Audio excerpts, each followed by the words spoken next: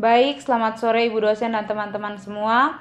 Terima kasih untuk waktu dan kesempatan yang telah diberikan kepada kelompok kami, kelompok 4, untuk mempresentasikan hasil diskusi kami.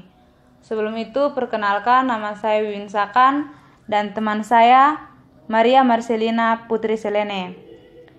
Jadi, dalam presentasi ini, kami akan membahas 8 topik materi yang berkaitan dengan laporan laba rugi. Yang pertama, kegunaan dan keterbatasan laporan laba rugi. Ada beberapa kegunaan dalam laporan laba rugi. Yang pertama, mengevaluasi kinerja masa lalu perusahaan. Yang kedua, memberikan dasar untuk memprediksikan kinerja masa depan. Yang ketiga, membantu menilai risiko atau ketidakpastian pencapaian arus kas masa depan. Yang berikutnya ada beberapa keterbatasan dalam laporan laba rugi. Yang pertama, pos-pos yang tidak dapat diukur secara akurat tidak dilaporkan dalam laporan laba rugi. Yang kedua, angka-angka laba dipengaruhi oleh metode akuntansi yang digunakan. Yang ketiga, pengukuran laba yang melibatkan pertimbangan. Berikutnya, ada isi dan format laporan laba rugi. Jadi, isi dan format laporan laba rugi terdiri dari yang pertama ada penjualan, yang kedua harga pokok penjualan, yang ketiga biaya-biaya, yang keempat penyusutan pajak dan bunga. Berikut teman-teman bisa lihat contoh dan penerapan format laporan laba rugi.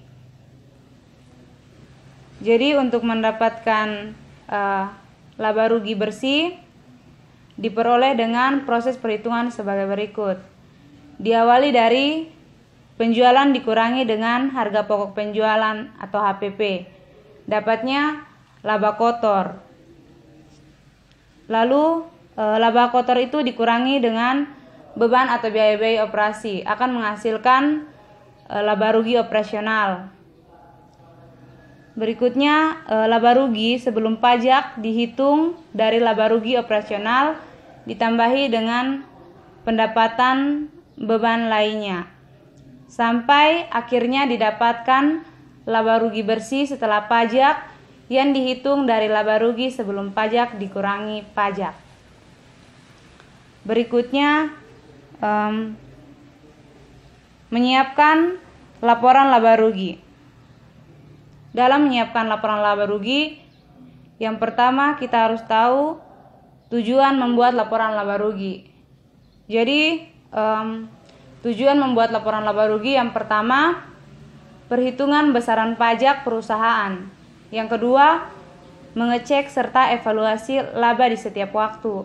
Yang ketiga, menilai efisiensi perusahaan berdasarkan nilai usaha. Yang berikutnya ada unsur utama dalam membuat laporan laba rugi. Jadi unsur utama dalam membuat laporan laba rugi, yang pertama itu pendapatan, yang kedua beban, yang ketiga keuntungan, yang keempat kerugian. Berikutnya persiapan menyusun laporan laba rugi. Jadi persiapan untuk menyusun laporan laba rugi, langkah pertama yaitu membuat jurnal transaksi. Ketika dikaitkan dengan laba rugi, maka urutannya yakni akun pendapatan, beban, dan turunannya. Berikut bentuk laporan laba rugi. Jadi bentuk dari laporan laba rugi terbagi menjadi 2, yakni single step dan multiple step. Single step dalam bentuk ini, penghasilan usaha dan di luar usaha disusun dalam satu kelompok. Begitu juga beban-beban usaha serta di luar usaha. Jadi contohnya teman-teman bisa lihat di sini ada contohnya PT Subur Jaya. Di sini total pendapatan 791.500.000 dikurangi dengan total beban 351 juta. Hasilnya dapat laba sebelum pajak 440.500.000. Setelah itu laba sebelum pajak dikurangi dengan pajak, jadi laba sebelum pajak 440.500.000 dikurangi dengan pajak 132 juta, hasilnya dapat laba bersih 308.500.000. Berikutnya multiple step. Dalam bentuk ini, baik penghasilan ataupun beban dipisahkan dengan cara terperinci antara penghasilan dan beban usaha dengan penghasilan dan beban di luar usaha. Jadi contohnya teman-teman bisa lihat di sini. Di sini pendapatan penjualan bersih 775 juta. 775 juta ini dikurangi dengan harga pokok penjualan 315 juta. Hasilnya dapat laba kotor 460 juta. Setelah itu laba kotor ini akan dikurangi dengan total beban operasi. Jadi laba kotor 460 juta dikurangi dengan total beban operasi 31 juta. Hasilnya dapat laba operasi sebesar 429 juta. Setelah itu total operasi dijumlahkan dengan 11.500.000. Hasilnya dapat laba sebelum pajak penghasilan 440.500.000. Jadi untuk yang 11.500.000 itu kita didapat dari total dari pendapatan dan keuntungan dikurangi dengan total dari beban dan kerugian. Hasilnya 11.500.000. Lalu berikutnya laba sebelum pajak penghasilan 440.500.000 dikurangi dengan pajak penghasilan 132 juta. Hasilnya dapat laba bersih 308.500.000.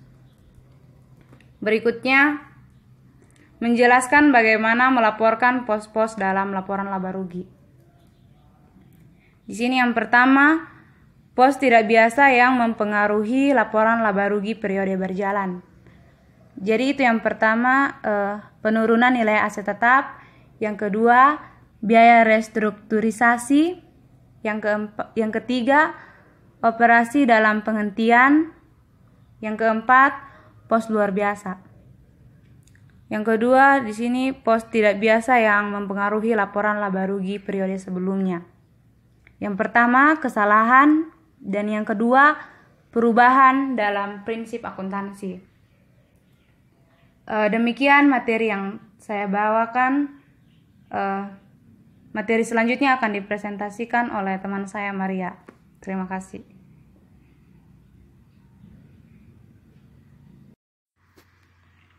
Mengidentifikasi di mana melaporkan informasi laba per saham. Perhitungan laba per saham biasanya bersifat langsung, yaitu laba bersih dikurangi dividen saham preferen yang dibagi dengan rata-rata pertimbangan saham biasa yang beredar. Angka yang dihasilkan perhitungan laba per saham mengukur jumlah mata uang yang dihasilkan oleh selembar saham biasa, tetapi bukan jumlah mata uang yang dibayarkan kepada pemegang saham dalam bentuk dividen. Berikut menjelaskan alokasi pajak antar periode. Alokasi pajak antar periode merupakan alokasi pajak penghasilan antar periode tahun buku yang satu dengan periode-periode tahun buku berikut atau sesudahnya. Alokasi pajak penghasilan antar periode tahun buku ini diperlukan karena adanya perbedaan terhadap jumlah laba kena pajak dan laba akuntansi. Metode alokasi pajak digunakan untuk mempertanggungjawabkan pengaruh pajak dan bagaimana pengaruh-pengaruh tersebut harus disajikan dalam laporan keuangan. Berikut memahami pelaporan perubahan akuntansi dan error atau kesalahan. Error atau kesalahan terjadi karena dua faktor. Yang pertama manusia. Contoh kesalahan yang terjadi dari faktor manusia seperti kesalahan pencatatan, penginputan, dan dokumentasi. Yang kedua, kesalahan teknis. Contoh kesalahan yang terjadi dari faktor kesalahan teknis yaitu komputer hang, kesalahan pemrograman, dan lain-lain. Sekian materi diskusi dari kelompok kami. Terima kasih.